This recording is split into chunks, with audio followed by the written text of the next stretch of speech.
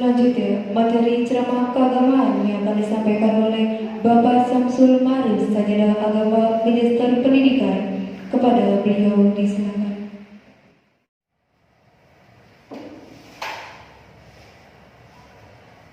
Assalamualaikum warahmatullahi wabarakatuh. Alhamdulillahirabbil alamin. Wassalatu wassalamu ala asyrafil anbiya'i wal mursalin wa ala alihi wa sahbihi ajma'in. Amma ba'du. Qala Allah Ta'ala fil Qur'anil azim, yarfa'illahu allazina amanu minkum wallazina utul ilma darajat. Allahu bima ta'maluna khabir. Wa qala Nabi sallallahu alaihi wasallam, man arada dunya fa alaihi bil ilmi wa man arada al akhirah fa alaihi bil ilmi wa man aradahuma ma'an fa alaihi bil ilmi. Sadaqallah wa sadaqa Rasulullah sallallahu alaihi wasallam. Segala puji bagi Allah Subhanahu wa taala, karena dengan rahmat-Nya lah kita bisa bersua meskipun melalui media massa atau media maya. Salawat serta salam semoga dilimpahkan kepada baginda kita Kanjeng Nabi Muhammad sallallahu alaihi wasallam beserta keluarganya, para sahabatnya, para tabi'in, para tabi'in sampai kepada kita umatnya yang selalu setia mengikuti ajaran-ajaran. Ketua Umum Yayasan yang saya muliakan, Al-Mukarram Haji Abudin Kudus Somad Rahman Fadil beserta keluarga besarnya dari Yayasan Pendidikan Islam Rahman Depok, Kepala SMK Rahman yang saya banggakan, Bapak Fahri Esos MM beserta staf-stafnya, Dewan Guru, baik bapak-bapak maupun ibu-ibunya yang saya banggakan, siswa-siswa SMK Rahman Depok yang saya banggakan, siswi-siswi SMK Rahman Depok yang saya cintai. Pada kali ini saya akan menyampaikan sepintas tentang, karena kegiatan tentang cendekia di SMK Rahman ini, cendekia berarti ada kaitannya dengan ilmu, dengan wawasan, dan wawasan aplikasinya adalah iptek. Di dalam wahyu yang pertama, Nabi mendapatkan wahyu yang pertama yaitu Iqra bismi rabbikal ladzi khalaq.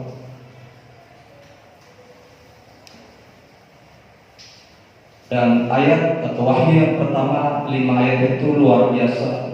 Itu bisa menginspirasi, memotivasi kepada umatnya menjadi orang-orang yang berilmu.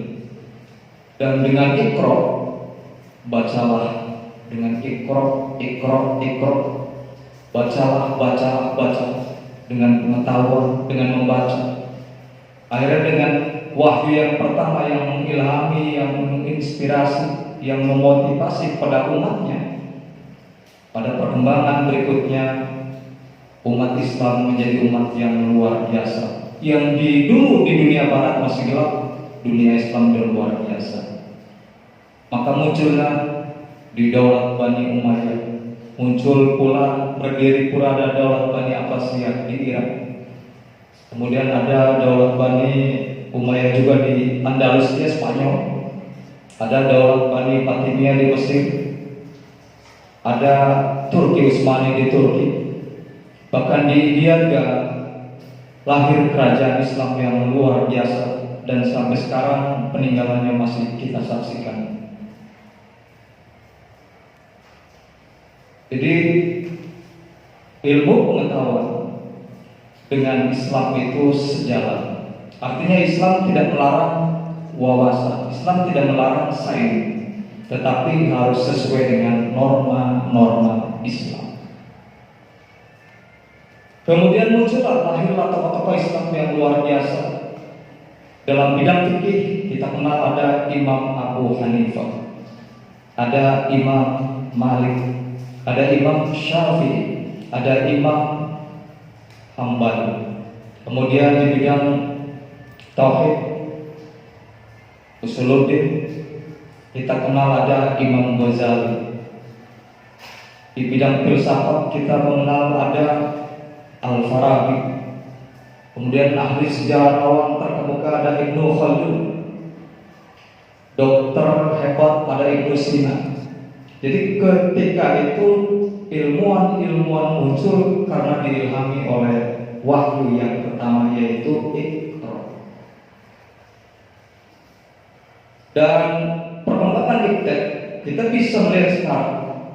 Kalau 5 tahun yang akan datang negara-negara di Timur Tengah masih berupa padang pasir, maka sekarang sudah menjadi pencakar langit. Kita bisa menyaksikan betapa hebatnya Abu Dhabi, Dubai, kemudian di Qatar dengan ibu kotanya Doha, gedung-gedungnya pencakar langit. Belum di Bahrain, belum juga di Kuwait, apalagi sekarang Arab Saudi juga tidak mau ketinggalan. Di Jeddah, di Riyadh, ibu kotanya, gedung-gedung pencakar langit bermunculan yang 50 tahun yang lalu masih berupa padang pasir. Itu berkat ilmu pengetahuan dan teknologi. Lalu bagaimana bagi kita yang ingin menghendaki atau memperoleh ilmu? Syaratnya ada 6.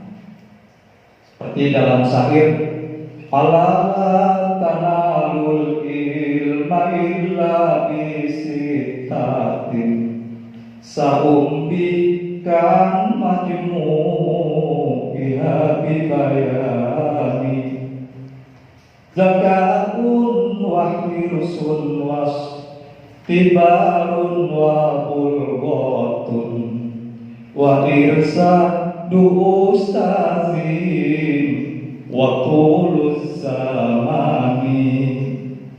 Jadi syaratnya mencari ilmu, kalau kita pengen mendapatkan ilmu, kalau kita pengen memperoleh ilmu, ada 6. Yang pertama zakatun.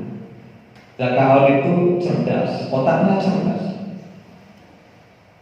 Karena otak manusia ada yang brilian, cerdas, IQ-nya tinggi, ada yang sedang saja, tapi juga ada yang jongkok. Guru ada yang berangkat baru sekali, udah bisa Pak. Ada guru yang berangkat 3 kali baru bisa. Ada yang guru menerangkan 10 kali masih belum bisa. Sampai gurunya sampai kayak kena hujan karena gurunya menerangkan sampai 10 kali tapi tidak bisa. Karena otak manusia itu berbeda. Jadi syaratnya otaknya harus cerdas. Yang kedua, hirsun, punya semangat, punya motivasi. Motivasi ada yang dari dalam, ada yang dari luar. Kalau motivasi itu dari dalam, ini lebih kuat. Keinginan dari dalam, kemauan dari dalam, ini lebih kuat. Tapi kalau kemauan dari luar, karena didorong, karena dipaksa emaknya, diperintah bapaknya, atau diperintah gurunya, baru mau mengerjakan, itu kurang kuat. Maka sebaiknya motivasi itu harus dari dalam. Dan sekolah niatnya harus mencari ilmu. Kalau sekolah niatnya mencari ilmu, insya Allah nanti ilmunya dapat. Ijazah pasti dapat, kerjaan dapat. Tapi kalau sekolah niatnya mencari AWW, maka nanti hanya mendapat AWW. Kalau sekolah niatnya hanya mencari pacar, nanti hanya dapat pacar, ilmunya enggak dapat. Kalau sekolah hanya niatnya mencari ijazah, hanya dapat ijazah, ilmunya enggak dapat. Nanti enggak dapat kerjaan. Kemudian berikutnya wastibarun. Wastibarun itu sabar. Jadi orang yang mencari ilmu syaratnya harus sabar. Kunci sukses orang mencari ilmu itu sabar. Kalau dari pagi sampai sore kan banyak kerjaan, banyak PR, banyak tugas, harus sabar. Karena memang prosesnya butuh kesabaran. Kemudian syarat berikutnya wabul gotun. Syaratnya ada fasilitas. Pelajar yang baik, yang ingin mendapatkan ilmu, yang ingin memperoleh ilmu, harus punya LKS, punya buku paket, punya pula buku-buku sumber-sumber yang lain. Ada pulpen, ada tas, ada HP.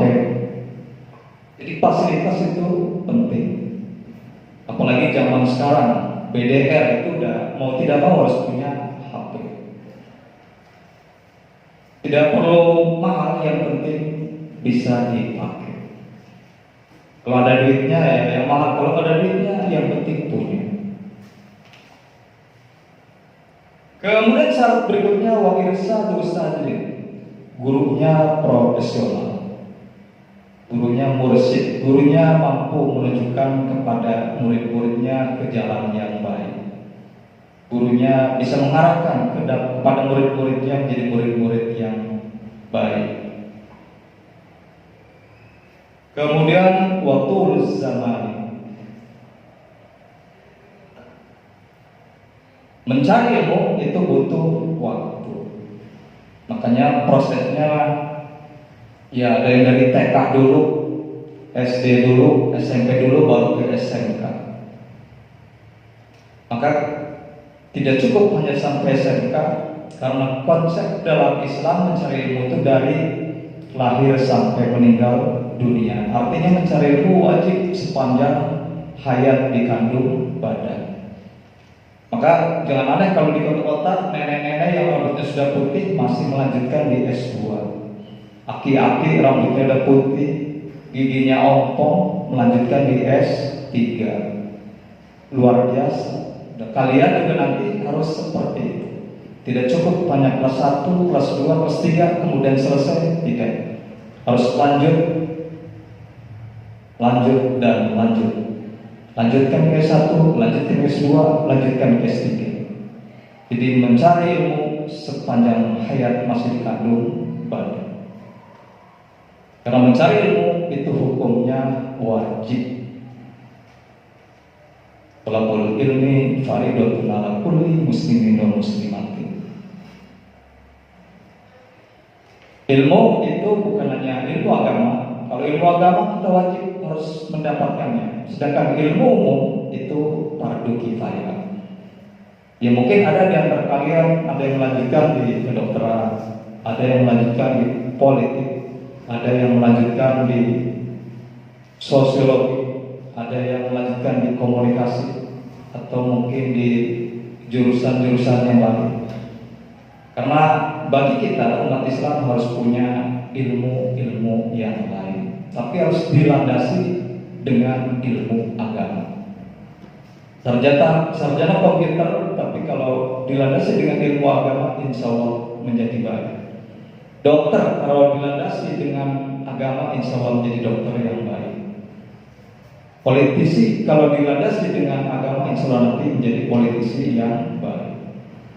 Birokrat, kalau dilandasi dengan ilmu agama, insya Allah nanti menjadi birokrat yang baik. Dan pelajar itu ada dua macam.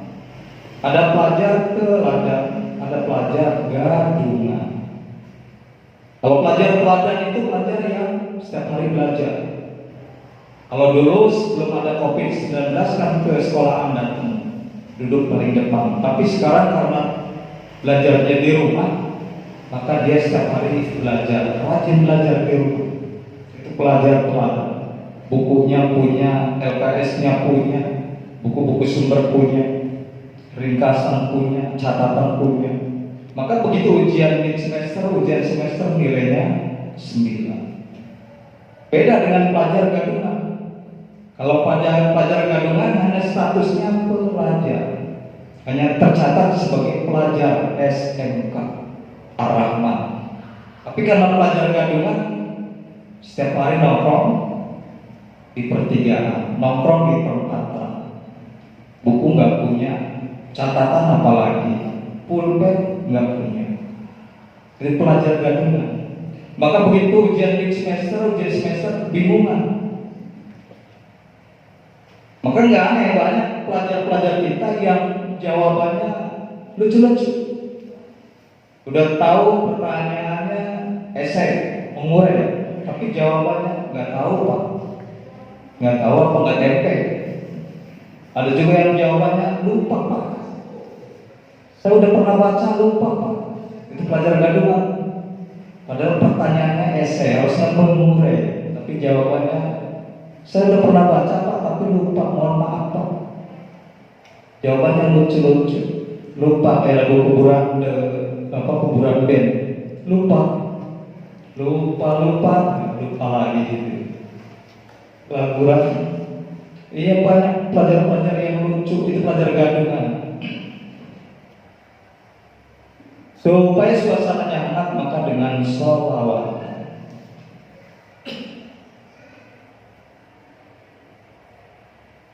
Salatullah salamullah ala toha rasulillah. Salatullah salamullah ala toha rasulillah. Salatullah salamullah ala yasin habibillah. Salatullah salamullah ala yasin habibillah. Aduh pelajar teladan,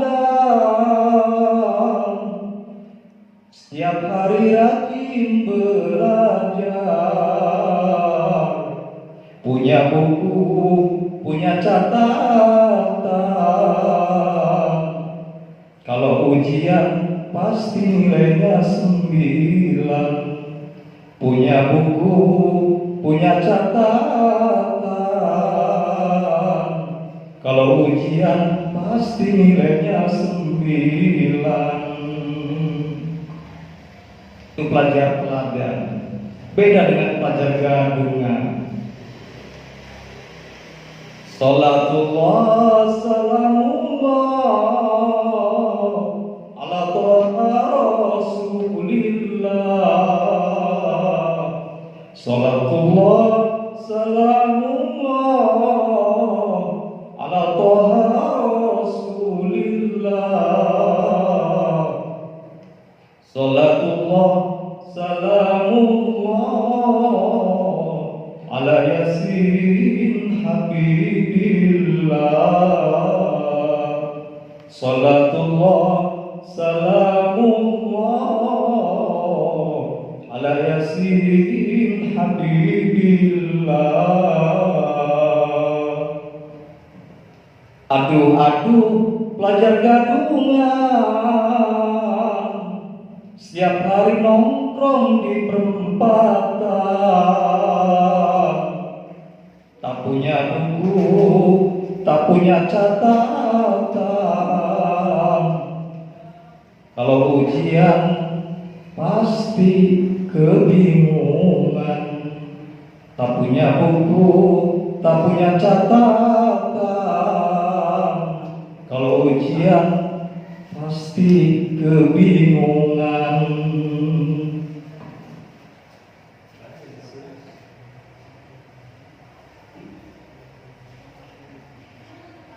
Itulah gambaran pelajar yang gadungan. Itu gambaran pelajar yang gadungan. Selanjutnya, bagaimana remaja masa depan bukan hanya berilmu tapi juga beribadah. Karena dalam Al-Quran, wa ma khalaqtul jinna wal insa illa liya'budun. Tidak aku ciptakan jin dan manusia melainkan untuk beribadah kepada Aku. Nabi Sulaiman itu seorang nabi seorang rasul, juga seorang raja. Tentaranya bukan hanya manusia, tapi juga ada jin, ada binatang. Luar biasa, kekayaannya luar biasa, istananya luar biasa.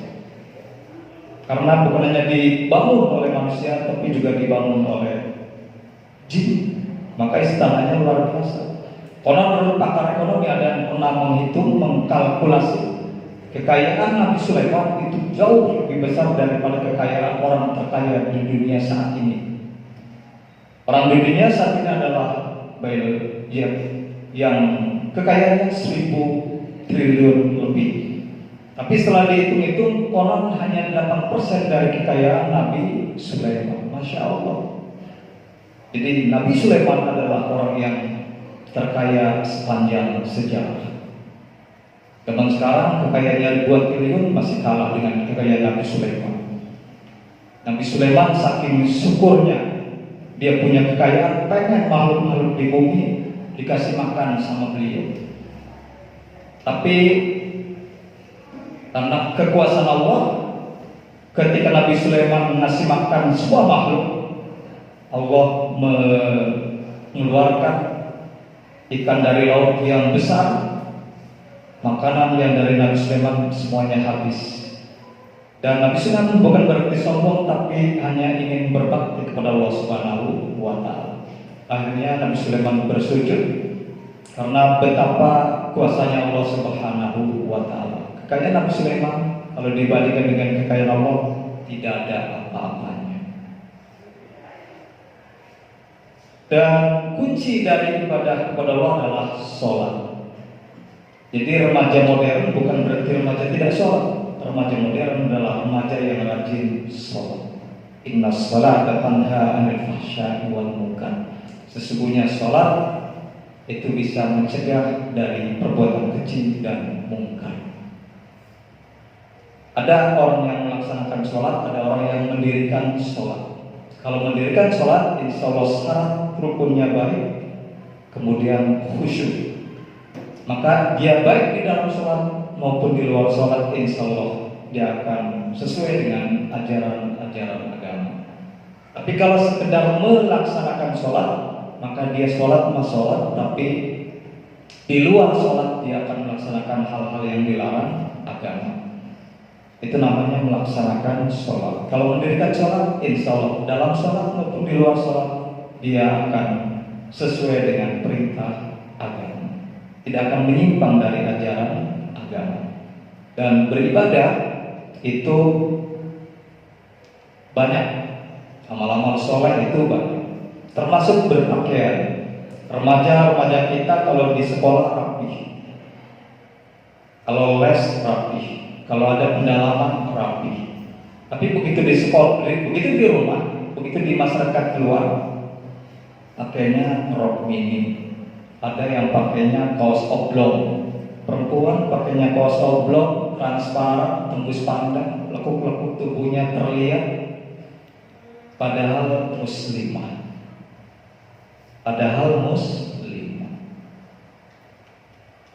Selanjutnya, bahwa orang yang beribadah kepada Allah harus sesuai dengan ajaran agama. Kayak kemarin ada Valentine Day, itu budaya barat.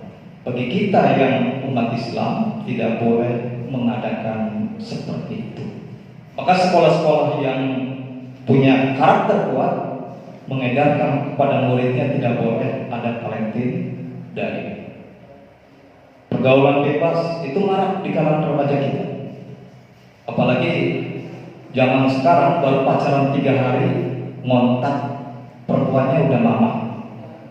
Padahal baru kenal 3 hari. Mah, di mana mah? Masih di rumah? Pah, Mang Papa di mana? Padahal kenal baru 3 hari.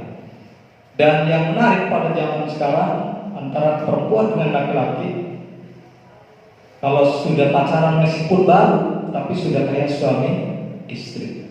Dan itu bisa kita saksikan, bisa kita lihat di YouTube. 95% pergaulan rok biru di YouTube itu sudah kayak suami istri, pacaran baru. Tapi insya Allah untuk SMK Arahan tidak ada seperti itu. Karena yang baik bertajaran agama menikah dulu baru kawin.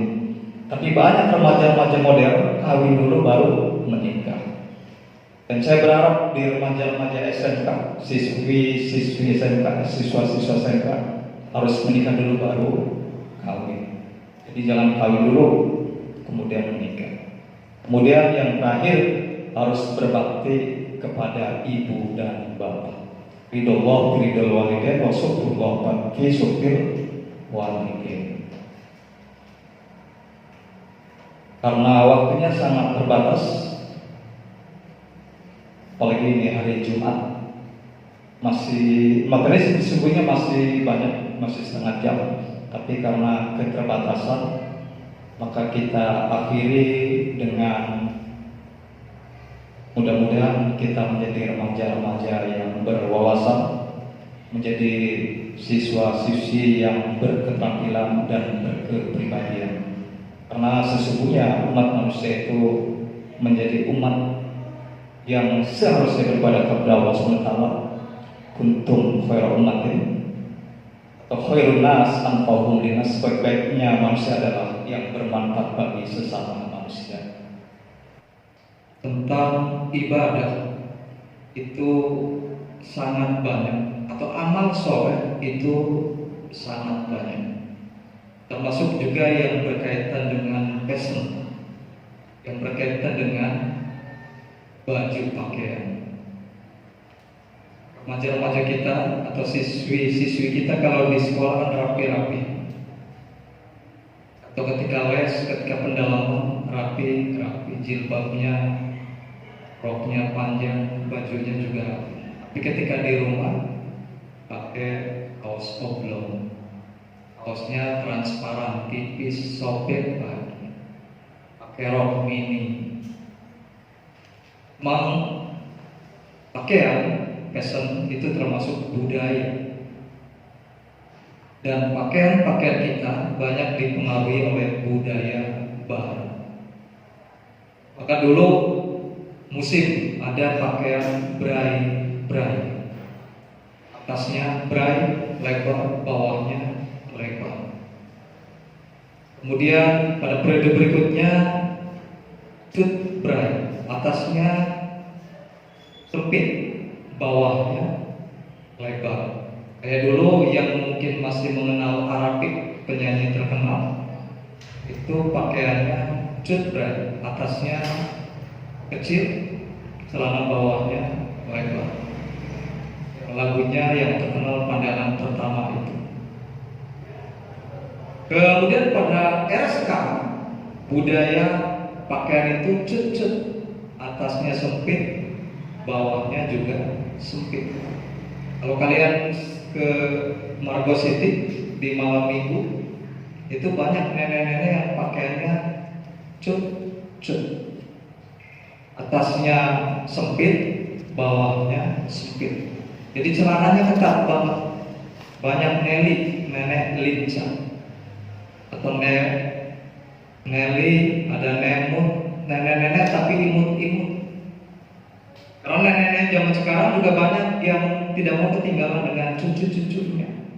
Nenek-nenek zaman modern takut ketinggalan zaman, maka pakaiannya juga gak kalah sama anaknya, tidak kalah sama cucu cicitnya.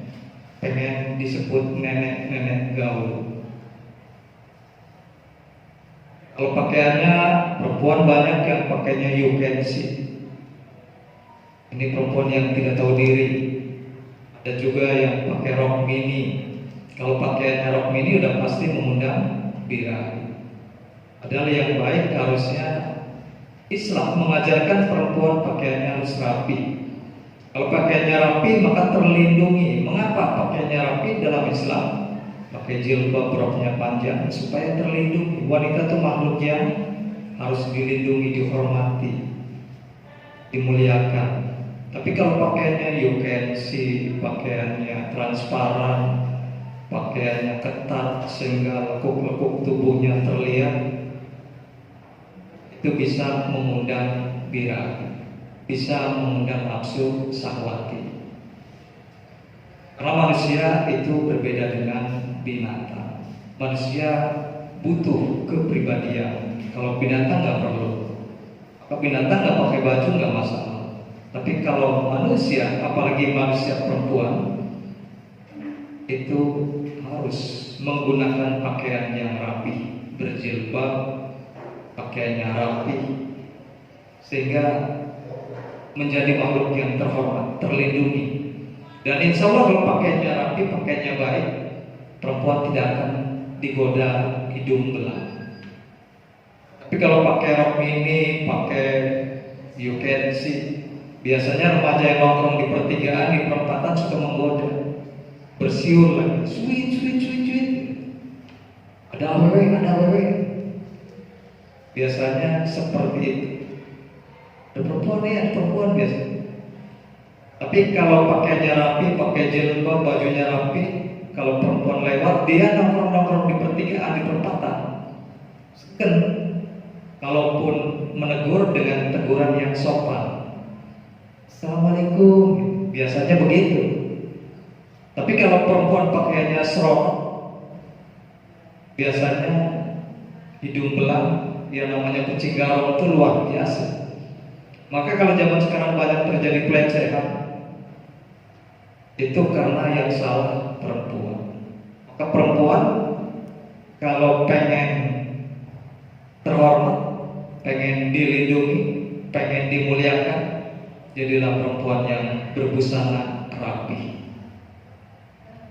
Lagunya Nasaderia itu jilbab putih. Mari kita berselawat supaya hati kita sedikit tenang.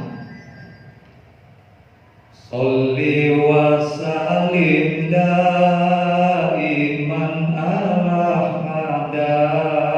Sholli wa sallim daiman ala hada.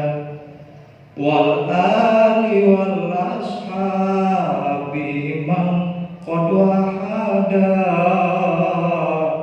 Wal ali wal ashabi man qad wahada.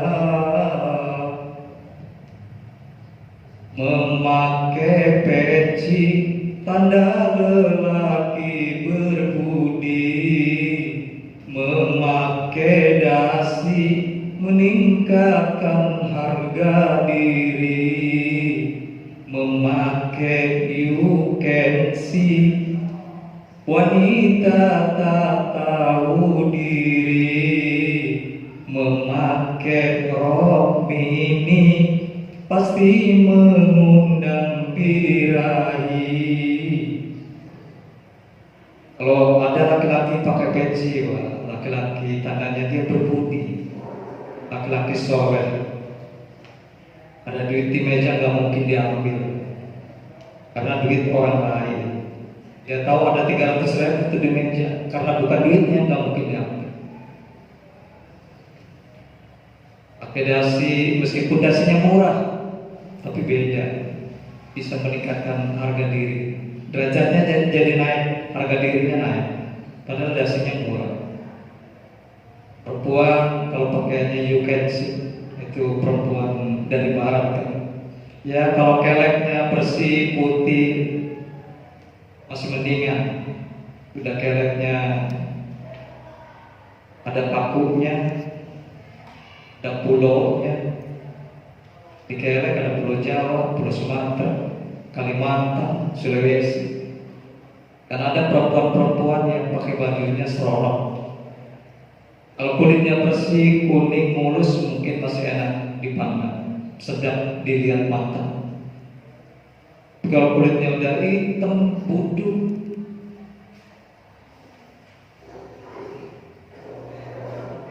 udah baunya lain, bau jengkol.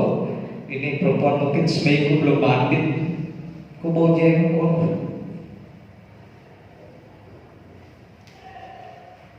Selanjutnya, bagaimana remaja atau siswa-siswi yang modern itu wajib berbakti kepada orang tua. Dulu ketika para sahabat terbengong-bengong melihat Nabi berkata, mendengar Nabi berkata, celaka, celaka, celaka. Para sahabat kaget. Kenapa ya Rasul? Apa yang celaka? Celaka.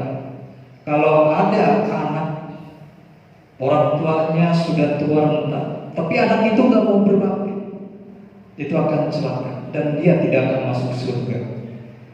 Akhirnya para sahabat Nabi terbengong-bengong. Ini berarti anak durhaka. Kemudian ada lagi pemuda yang datang kepada Nabi, ya Rasul, saya mau ikut perang, saya mau ikut berjihad, berperang. Memang kamu nggak punya bapak ibu? Punya ya Rasul. Mengapa harus berjihad? Nggak usah berjihad, nggak usah ikut berperang. Berbakti kepada ibu bapakmu sama dengan berjuang. Jadi kalau kita ingin berjihad, berjihadlah, berbakti kepada ibu dan bapak. Kalau kita pengen masuk surga, kita harus berbakti kepada ibu dan bapak. Apalagi seorang ibu yang telah melahirkan kita. Melahirkan itu luar biasa. Rasanya nanonan, rasanya antara hidup dan mati. Ibu ketika mau melahirkan anaknya, ini masih hidup atau mau mati? Karena luar biasa perjuangan seorang ibu. Hamilnya aja 9 bulan itu udah luar biasa. Belum setelah melahirkan, menyusui, merawat berbulan-bulan. Dan itu luar biasa, kurang tidur. Ayahnya mati enak-enak saja. Kalau bapaknya tahu-tahu anaknya udah gede, anak ayah udah gede. Iya, karena bapaknya kayak bapak yang jarang pulang. Tapi kalau ibunya 24 jam selalu merawat anaknya. Makanya pantas ketika ada sahabat yang bertanya kepada Rasul, ya Rasul, siapa orang yang berhak kita hormati? Jawabannya adalah ibu. Siapa lagi ya Rasul? Jawaban Rasul, ibu. Lalu siapa lagi ya Rasul? Jawabannya adalah ibu. Setelah itu baru bapakmu.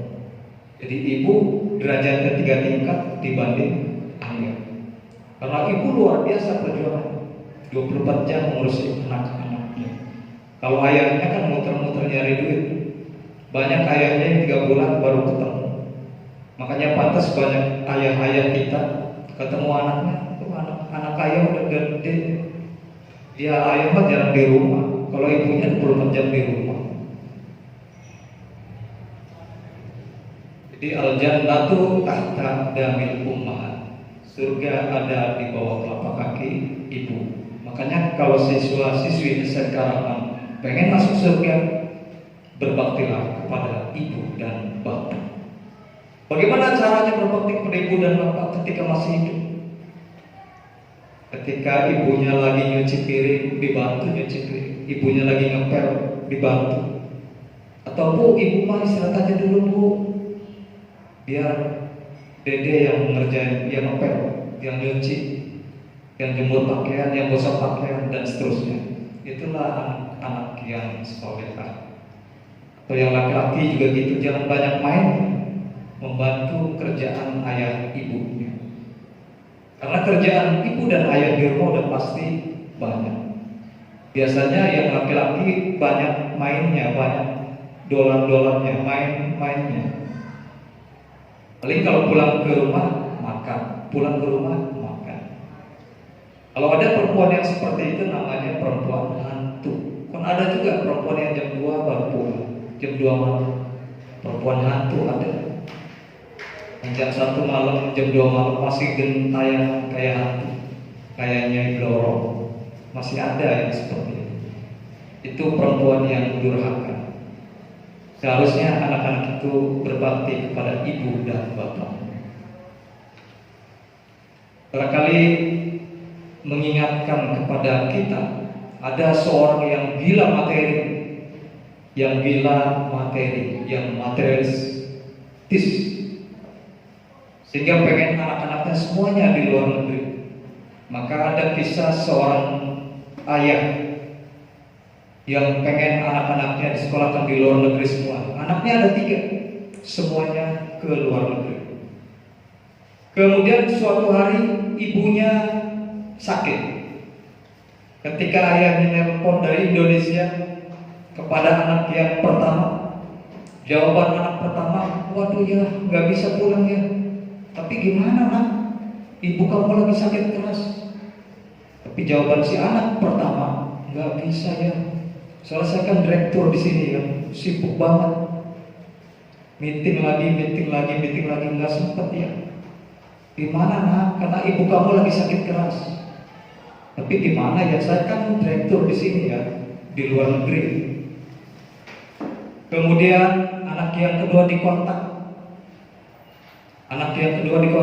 Nah, ibu kamu sakit keras. Jawabannya apa? Waduh, saya kan karyawan baru. Ya, kalau karyawan baru pulang ke Indonesia gimana? Saya karyawan baru, nggak berani ya. Entar gimana urusannya dengan bos di perusahaan? Karena ayahnya di Indonesia, ibunya di Indonesia, anak-anaknya di Amerika. Maka anak yang kedua ketika dikontak, ditelepon ayahnya, ibunya yang sakit keras, tidak mau pulang. Kemudian ditelepon anak yang ketiga. Ketika ditelepon anak yang ketiga, jawabannya, waduh ya nggak bisa pulang ya, karena lagi ujian kuliah, lagi ujian selama seminggu. Jadi nggak bisa pulang. Kalau ditinggal nanti ujiannya gimana ya? Itu 3 anaknya karena bapaknya gila harta, materialistis, membanggakan dunia, pengen semua anak-anaknya kuliah di luar negeri. Dan setelah tercapai, anak pertama jadi direktur di perusahaan di luar negeri. Anak kedua juga sudah kerja di luar negeri. Anak yang ketiga masih kuliah di luar negeri. Ketika ibunya sakit keras di Indonesia, ketiga-tiganya nggak ada yang bisa pulang ke Indonesia. Sampai ibunya meninggal, sampai ibunya dimakamkan, ketiga-tiganya nggak ada yang pulang ke Indonesia. Apa yang terjadi berikutnya? Sang ayah itu merenung bahwa apa yang dia harapkan, apa yang dia cita-citakan, pemikiran yang selama ini dia membanggakan hartanya, membanggakan materi, yang dunia, hanya memikirkan duit, itu salah besar.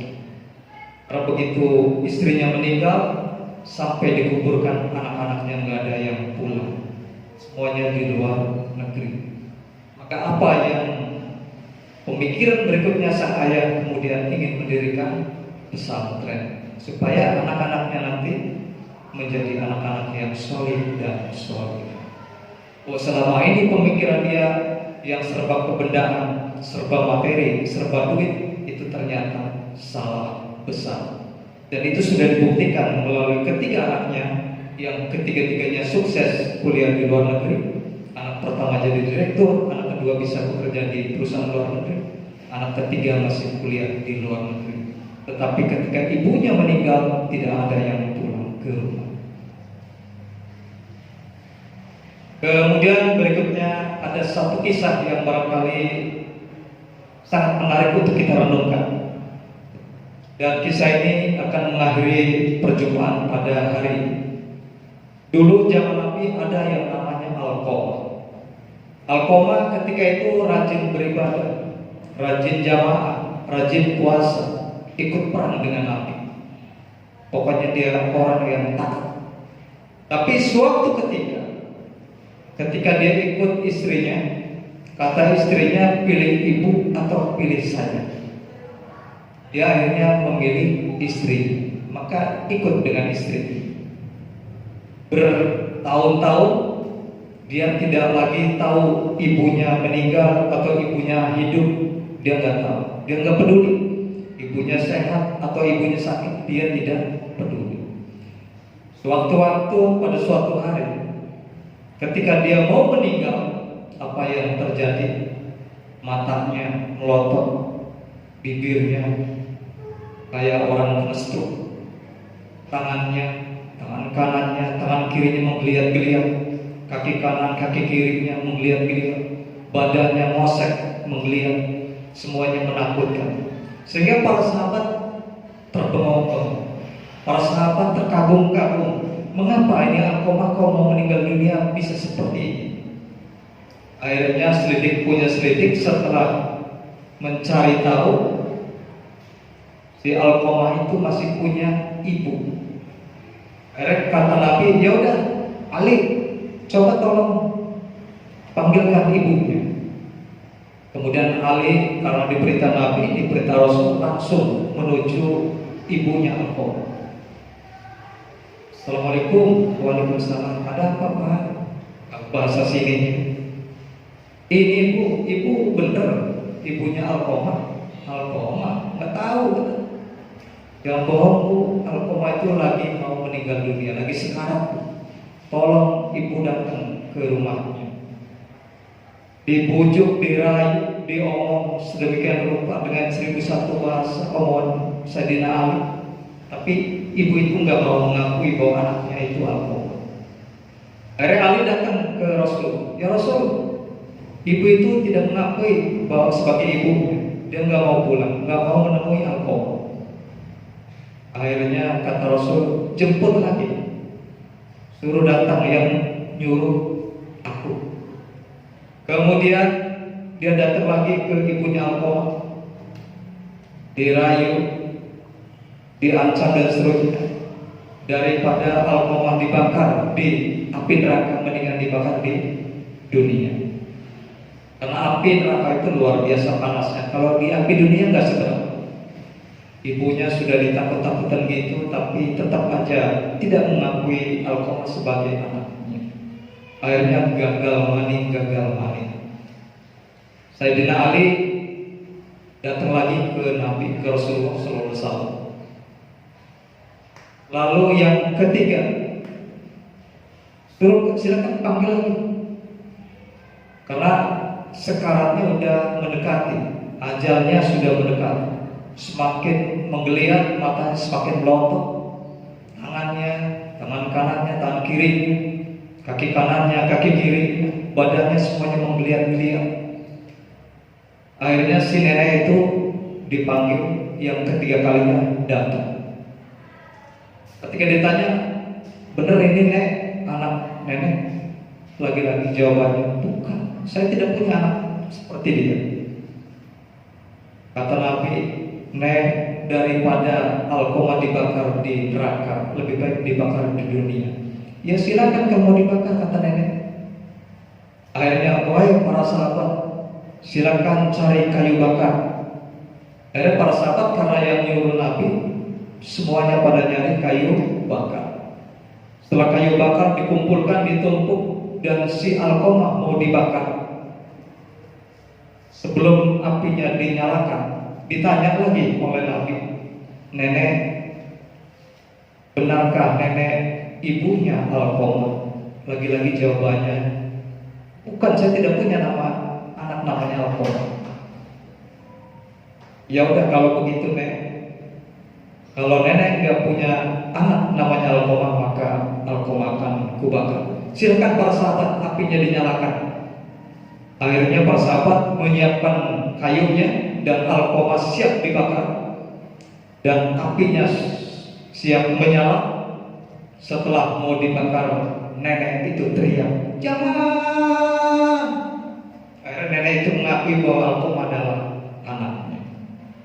Inilah barangkali kisah bagaimana seorang anak yang durhaka kepada ibunya.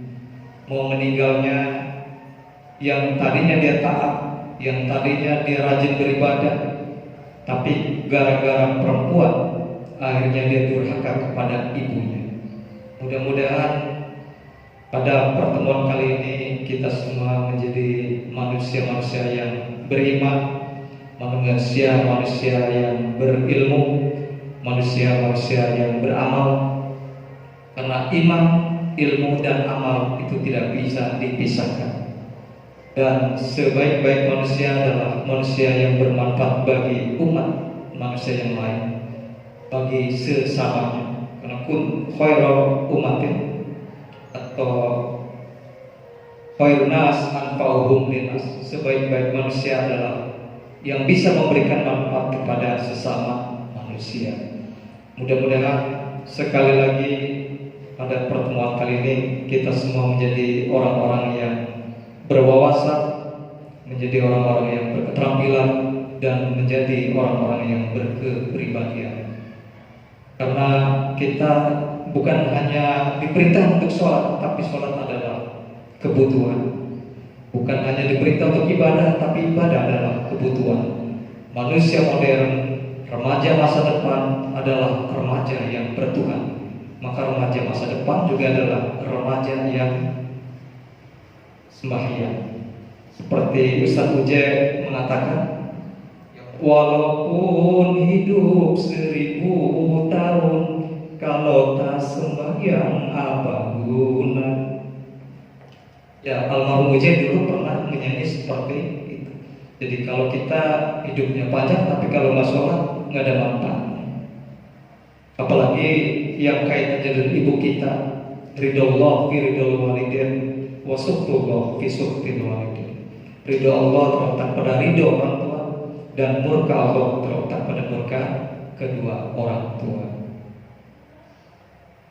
Seperti lagunya Roma Irama, ridho ilahi karena ridhonya,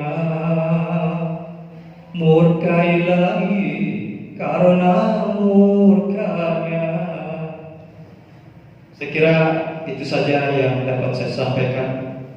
Mudah-mudahan sekali lagi, mudah-mudahan kita semua termasuk manusia, termasuk orang-orang yang mau beribadah, mau bersujud kepada Allah Subhanahu wa Ta'ala, dan kunci suksesnya adalah berbakti kepada kedua orang tua.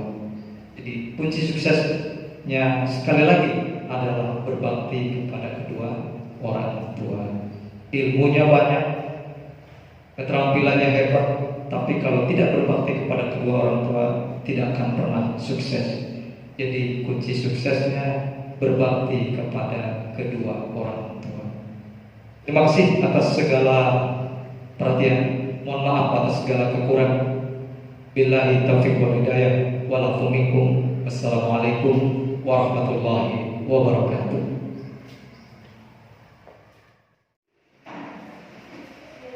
Terima kasih kepada Bapak Samsul Marif, Sarjana Agama Magister Pendidikan. Semoga apa yang beliau sampaikan dapat kita terapkan